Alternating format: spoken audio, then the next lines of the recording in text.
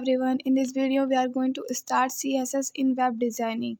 So C means क्या होता है? C means होता है cascading and S means होता है style and double S means यानी इस वाले S means होता है sheets. So CSS stands for cascading style sheets.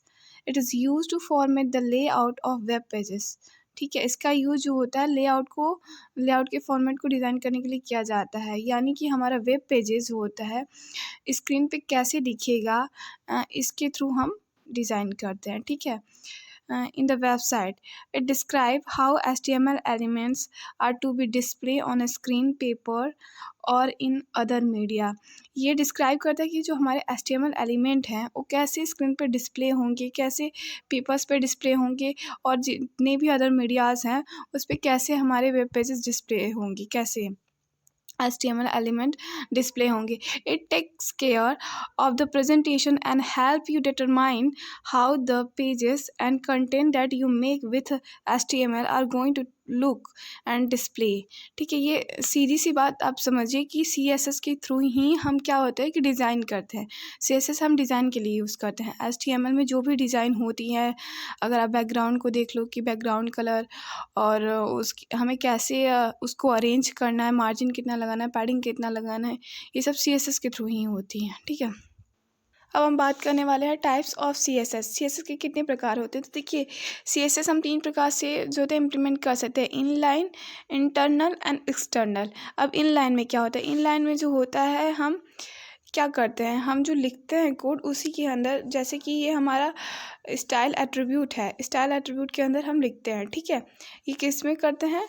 Inline में हम क्या करते हैं? स्टाइल एट्रीब्यूट लिखते हैं, फिर उसके अंदर जो भी हमें इम्प्लीमेंट करना होगा, CSS लगाने होंगे, हम लगाएंगे। ठीक है, और एक इंटरनल होता है। इंटरनल में हम क्या करते हैं? इंटरनल में हम एक अलग से फाइल बनाते हैं।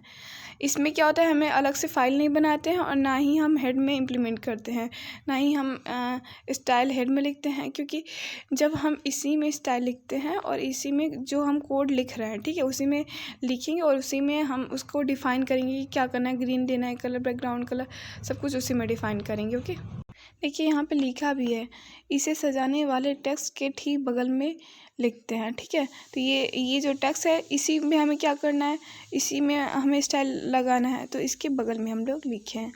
तो ये क्या होता है? It helps you to apply unique style rule in specify HTML element.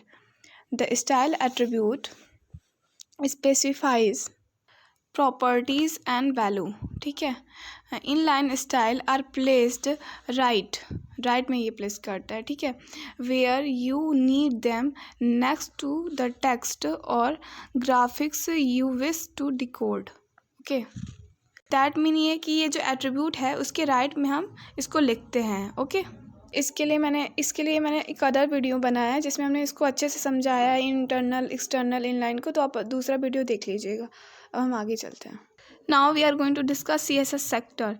CSS sectors क्या होते हैं? तो देखो CSS सेक्टर जो होता है उस पर्टिकुलर एलिमेंट को सेलेक्ट करता है जिसमें आप स्टाइल करना चाहते हैं। जैसे कि ये P, हमने P में कुछ लिखा, पैराग्राफ में हमने कुछ लिखा, अब हमें इससे स्टाइल करना है, तो इस पर्टिकुलर को हम सेलेक्ट करेंगे, इस पर्टिकुलर एट्रीब्यूट को हम सेलेक्ट करके यहाँ पे इम्प्लीमेंट करेंगे।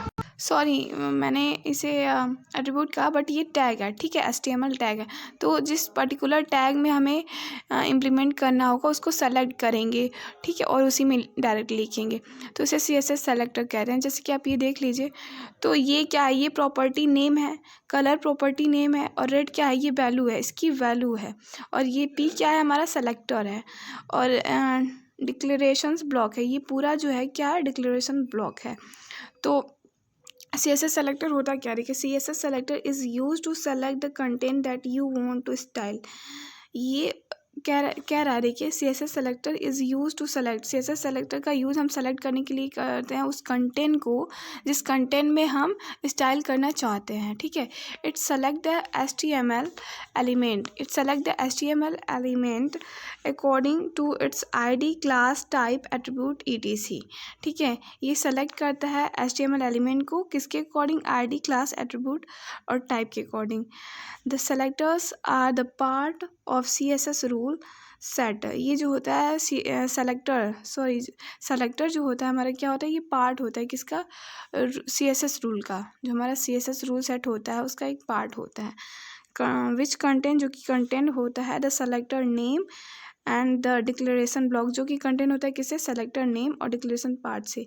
यानी कि ये जो हमारा सेलेक्टर होता है ये CSS रूल का एक पार्ट होता है, जो कि किससे जिससे कंटेंट होता है, वो कंटेंट होता है सेलेक्टर नेम और जो होता है डिक्लेरेशन ब्लॉक। ये पूरा क्या है, डिक्लेरेशन ब्लॉक है, क्योंकि CSS में ये जो होता है ये मोस्ट इम्पॉर्टेंट पार्ट है। इसके थ्रू हम क्या करते हैं, CSS को इम्प्लीमेंट करते हैं, जो भी हमें स्टाइल करनी होती है उसको इम्प्लीमेंट करते हैं इसके थ्रू। अब देखिए क्या कह रहा है, the selector point to the HTML element you want to style.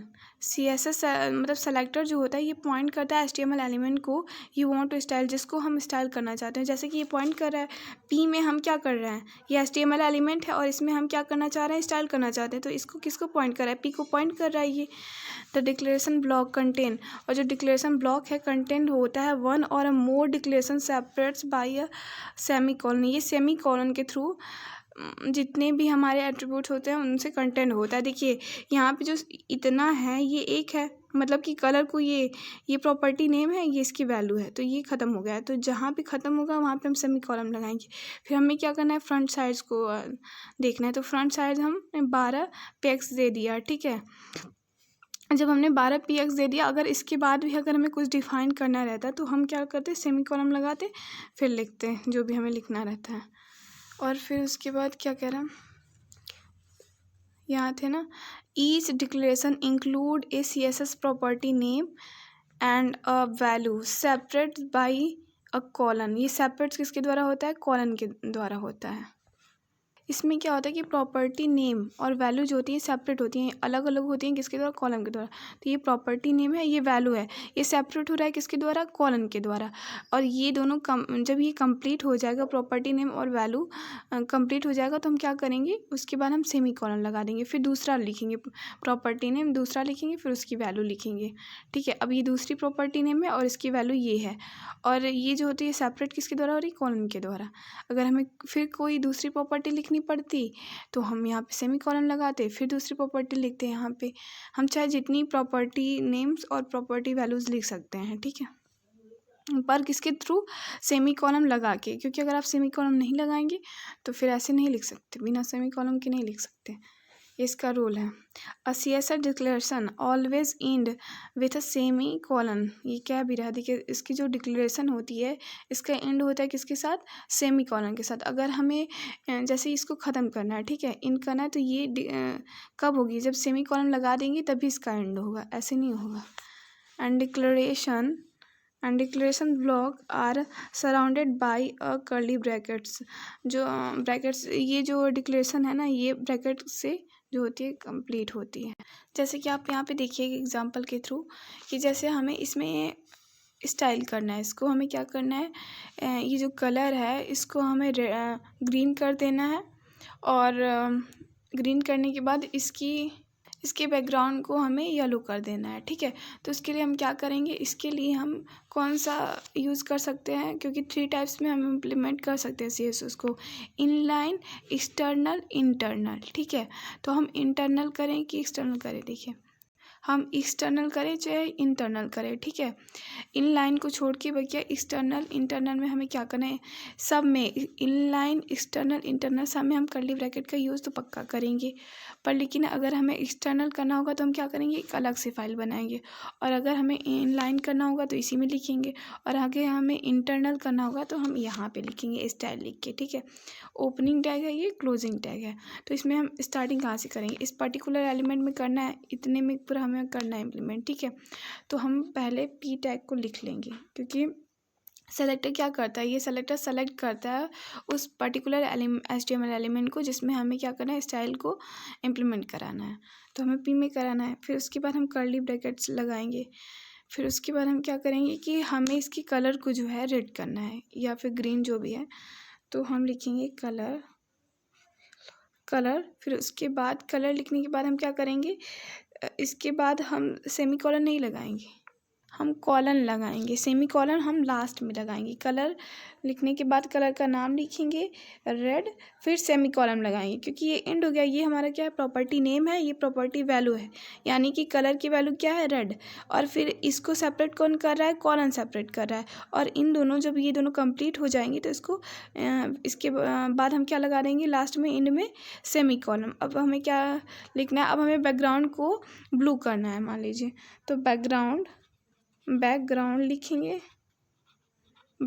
लिखेंगे, फिर कॉलन लगाएंगे, फिर ब्लू लिखेंगे, फिर सेमी कॉलन लगा देंगे।